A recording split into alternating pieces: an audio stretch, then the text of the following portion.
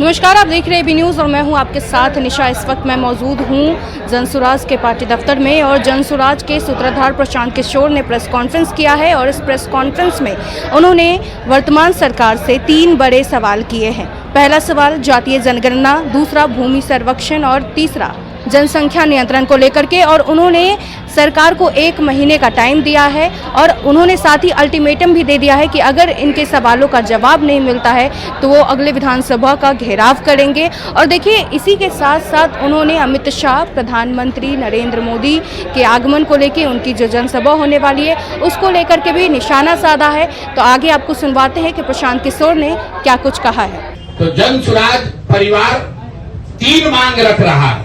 एक कि जातीय जनगणना के आधार पर उसके नाम पर राजनीति करके समाज को बांटने लड़ाने वाली जनता वाली सरकार, उस पर व्हाइट पेपर जारी करो और 1 महीना में बताओ कि आरक्षण पर क्या हुआ।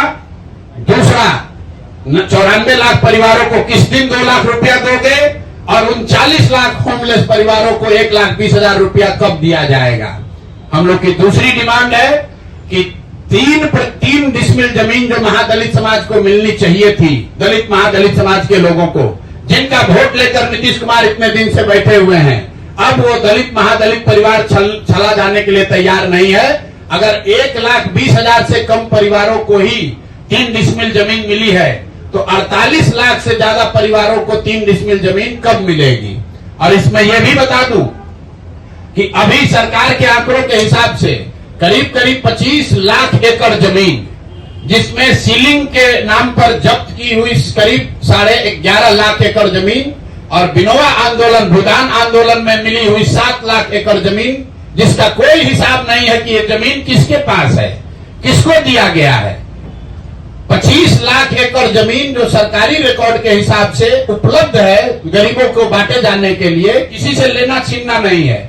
किसी के पास रिकॉर्ड नहीं है कि उस जमीन का 6.8 लाख एकड़ जमीन जो बिनोवा भावे के प्रयास से भूदान आंदोलन में लिया गया, वो किसको दिया गया, किसको बांटा गया, किसी को मालूम नहीं है। करीब 12 लाख एकड़ जमीन यहाँ सीलिंग के नाम पर जब्त किया गया या सीलिंग के नाम पर लिया गया, वो जमीन किसको मिली वो भी किसी को पता नहीं है। तो हम लोग की दूसरी मांग ये है कि ये 3 डिसमिल जमीन जो 50 लाख परिवारों को, दलित और महादलित परिवार को आपको देना था, ये कब तक पूरा करोगे ये बताओ। और तीसरी ये बात है कि भूमि सर्वे के नाम पर ये जो नया उद्योग तुमने शुरू किया है और अफसरों के जरिए महीनों में करोड़ों रुपया की सरकार उगाही कर रही है, इसको तुरंत बंद कीजिए। नहीं बंद कीजिएगा तो बिहार के हर परिवार में झगड़ा होगा और भ्रष्टाचार बढ़ेगा। नई सरकार को आने दीजिए, नई सरकार आएगी, वो नए तरीके से अन्य राज्यों के अनुभव के आधार पर बिहार में कैसे इस काम को बड़ी बेहतर तरीके से किया जा सकता है वो करेगी। तो यही 3 मांग है। 94 लाख परिवारों को 2 लाख रुपया कब दोगे ये बताओ। 50 लाख महादलित परिवारों को 3 डिसमिल जमीन कब मिलेगा ये बताओ। और भूमि सुधार कब रोक रहे हो, ये पैसा अपना वसूलने का धंधा कब बंद कर रहे हो ये बताओ। ये तीनों मांग लेकर आपके सामने आज हम लोग आए हैं। 1 महीना का सरकार को समय दे रहे हैं, सरकार को 1 महीना का समय दे रहे हैं। 11 मई से बिहार के हर गांव में 40,000 से ज्यादा रेवेन्यू गांव में जनसुराज वहां बैठक करेगी और लोगों से इन 3 मुद्दे पर उनसे वार्ता करके इस विषयों पर सिग्नेचर कैंपेन, हस्ताक्षर अभियान शुरू करेंगे। और हम लोग 11 जुलाई को 1 करोड़ लोगों का इन 3 मुद्दों पर 1 करोड़ लोगों का हस्ताक्षर लेकर मुख्यमंत्री और राज्यपाल दोनों को हम लोग जाकर ज्ञापन देंगे। लेकिन यह मामला वहीं नहीं रुकेगा। इसके बावजूद अगर सरकार ने एक्शन नहीं लिया तो आपके इंटरेस्ट के लिए बता देते हैं, इस विधानसभा का जो अंतिम सत्र अभी होने वाला है, उस सत्र में जनसुराज अपनी पूरी ताकत से विधानसभा को घेरेगा।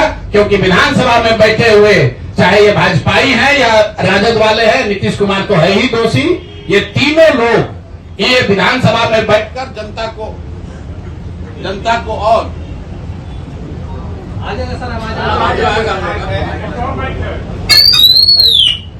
जनता को और आगे बेवकूफ न बना पाए, इसके लिए हम लोग विधानसभा का जब सत्र शुरू होगा तो इन विधानसभा का हम लोग घेराव करेंगे, प्रदर्शन करेंगे, वहीं धरने पर बैठेंगे।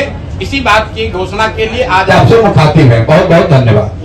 तो देखा आपने किस तरह से प्रशांत किशोर विपक्ष और पक्ष दोनों ही सरकार को घेरा है, वर्तमान सरकार को भी घेरा है। उन्होंने नरेंद्र मोदी से लेकर नीतीश कुमार से लेकर राजद को भी घेरा है। तो कैसा लगा आपको ये हमें कमेंट के जरिए जरूर बताइएगा। तत्काल के लिए बने रहिए एबी न्यूज के साथ।